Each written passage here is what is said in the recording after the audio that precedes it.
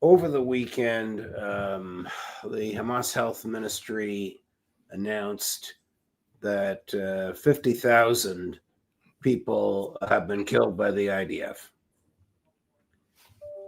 The number didn't faze anybody, except, of course, the families whose loved ones died. Are we so attuned to Israeli slaughter that a number of that magnitude doesn't even make the front pages? Judge, it's not Israeli slaughter. We're attuned to white people killing brown people. I mean, I'm just going to cut it down. When Madeleine Albright back in the 1990s, I think 1995, 1996, was confronted by CBS News about 500,000 Iraqi children dying because of the sanctions the United States put on, she said it's a price we're willing to pay. Now, just imagine that, an American Secretary of State saying it's a price we're willing to pay, about 500,000 children dying directly because of our policies.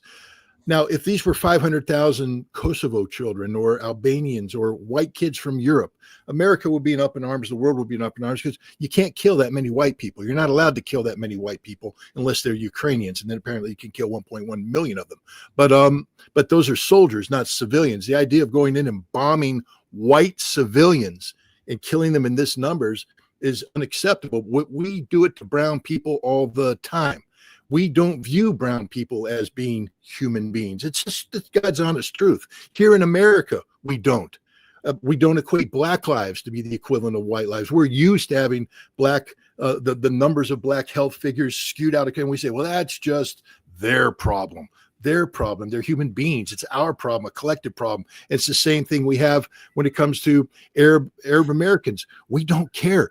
We can slaughter them by the millions, and we don't care because, my God, and I would sadly say if we ever went to war south of the border, we have zero regard for Mexican lives or any brown lives. If you're not white, your life doesn't count. And I'm just being blunt, straight up honest. The American people can get mad at me and say I'm wrong. Look in the mirror and tell me I'm wrong. Tell me that deep inside your heart that a dead brown person doesn't move you like a dead white person does, because we are an inherently racist society, because we still believe in white supremacy. We still believe in the exceptionalism of being white, that somehow we are superior to others, and we're not. We have had the benefit of history. We've had the benefit of opportunity to where we do populate the upper tiers of society. But that's not because the color makes us inherently better. It's because the color has been attached to policies that have put the other people down, allowing us to rise to the top. And it translates into foreign policy.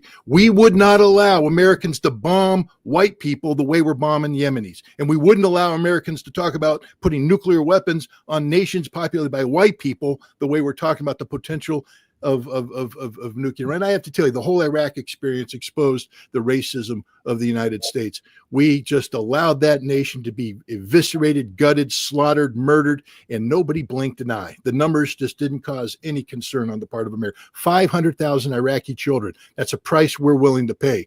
And if any American is okay with that or doesn't condemn it, we now know what the problem is. Right. I mean, history teaches that the analysis you just gave us is sadly a correct one. We don't even have to go back through all the historical examples of this. When President Trump said we'll turn Gaza into Riviera in the Middle East, and we'll just find another place for these people to live, your argument is this would never happen if the Gazans were white.